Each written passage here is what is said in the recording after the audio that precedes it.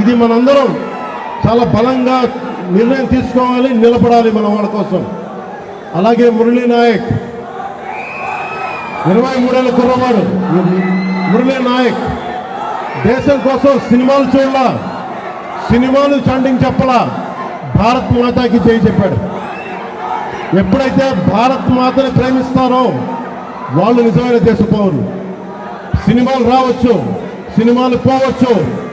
మొన్న టీవీ ఇంటర్వ్యూలో కూడా చెప్పా, సెలబ్రిటీస్ ఎవరు మాట్లాడలేదు, హీరోలు ఎవరు మాట్లాడలేదు, బాలీవుడ్ హీరోస్ ఎవరు మాట్లాడలేదు అంటే వాళ్ళెవరు కూడా దేశాన్ని నడిపే వ్యక్తులు కాదు. They are mere entertainers, they are good performers.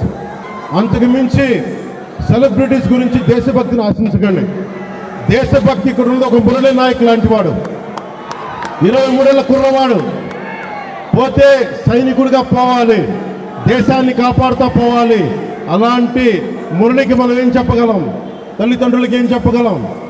ఒకటి, దేశం కోసం ప్రాణాలు ఒడ్డేసి వెళ్ళిపోయిన మురళీ నాయక్ ఆత్మకి శాంతి కలగాలని కోరుకుంటూ, నిరంతరం మన గౌరవ ప్రధాని శ్రీ నరేంద్ర మోదీ గారికి ఎల్లప్పుడూ వెన్నంటే ఉంటాం, అండగా ఉంటాం అని తెలియజేసుకుంటూ